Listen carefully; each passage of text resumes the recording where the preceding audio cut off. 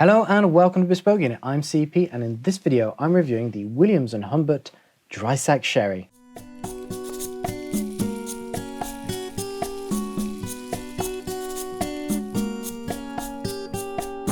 It's usually at this point that I'd be showing you the Bespoke Unit liquor formula, or another formula, for how we've conducted the review. However, we don't yet have one for wine, and I didn't want to unfairly rate this using the same parameters as we do for alcoholic spirits. Therefore, I've instead taken out my WSET tasting card, and I've used this as just a reference for the tasting process. I'm not going to be using the systematic approach. This is going to be a review that will give you some indication of its quality with a Bespoke Unit flair.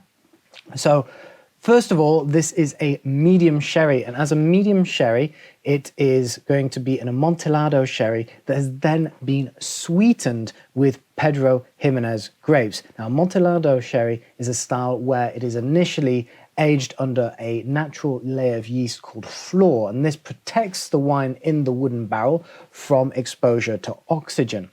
What happens after a certain amount of time is that it's going to be refortified, or the yeast is going to be killed off, so that then the wine is exposed directly to air through the wood, and that is called oxidative aging, and that is how you produce an Oloroso sherry.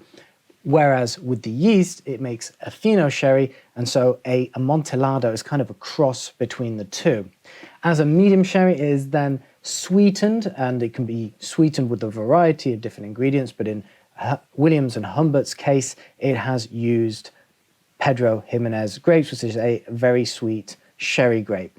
You're looking at about 34 grams per litre of sugar, so it's overall quite sweet, especially when compared with normal table wines, and an ABV of 19.5%.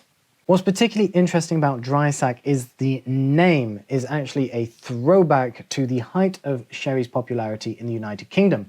Sack used to be a general term with Arabic roots that referred to exported wine, but it quickly became synonymous with sherry, given that this was essentially on the trade route. Dry sack, well, it was dry by the standards of the time. This was considered to be dry because we had much sweeter palates then, but as things evolved, ironically, it became quite sweet. This is similarly found with things like champagne, where dry champagne or sec champagne is quite sweet by today's standards. It's known as Fino Pando in other countries, and it is going to be an interesting review for us because this is going to actually be our first sherry review on Bespoke Unit. So with all that being said, let's jump straight in. So we're going to look at the appearance first and the robe. So we're looking at a nice level of viscosity, nice syrupy wine. You have some good level, you got some nice scallops in the glass as well. The color is sort of an intense amber hue reminiscent of marmalade. Moving on to the nose, so let's take a whiff. Overall, we have sort of a golden raisin primary note with a little bit of almonds in the back, maybe a touch of yeast. Overall, it's quite sweet, it's fragrant, a little bit of floral as well. It's of medium intensity overall. I think the only logical step now is to follow this up with the palate.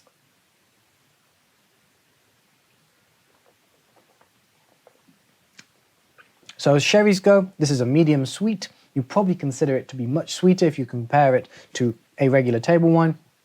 It is sort of on the same level as actually I'd say a little bit drier than a Sauternes white wine from Bordeaux.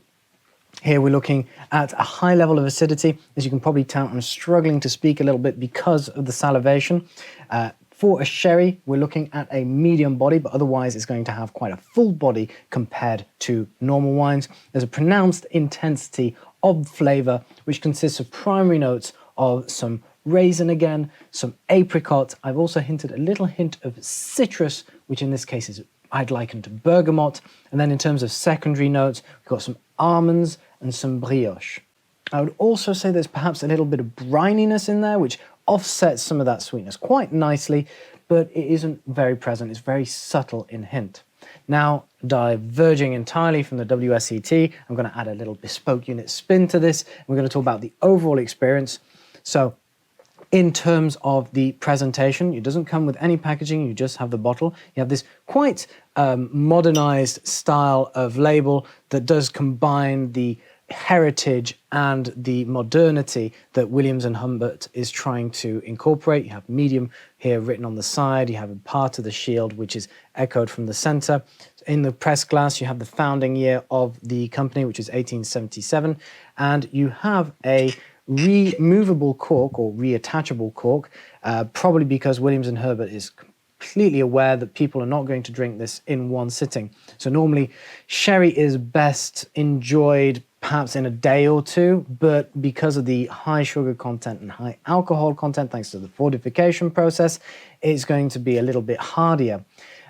Given that it hasn't been oxidative aged as much as, say, an Oloroso, it won't last as long as one of those. So I'd say the best time, it would probably be best drunk within a week, but I personally would try and do it in a couple of days because you might lose some of the potential of the flavor of this wine. As for the value for money, looking at about $18 for one of these bottles, which I think is absolutely fine for a sherry. It offers good value.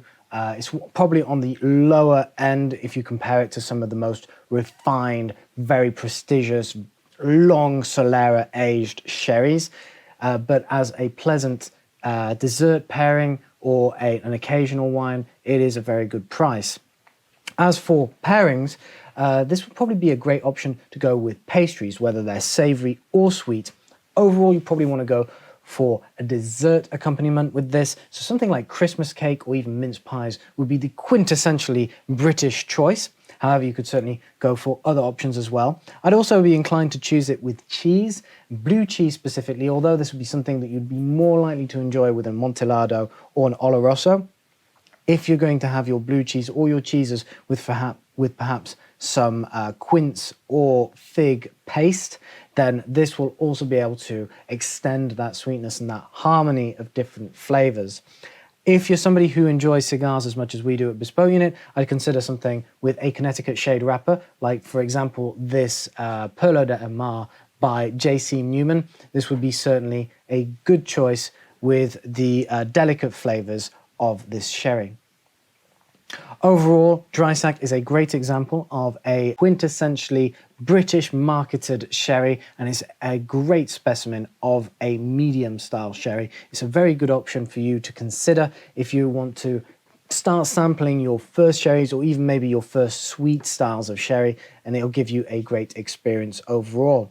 That's all from me today. I hope you've enjoyed this video. If you have, give us a like, give us a subscribe, and leave us a comment if you have any questions about Dreisack, or if you want to share your own experiences. Until our next video, why don't you head to bespokeunit.com/wine/sherry. The link is in the description below, and you'll be able to discover all our resources on sherry and learn more about this fascinating Spanish beverage.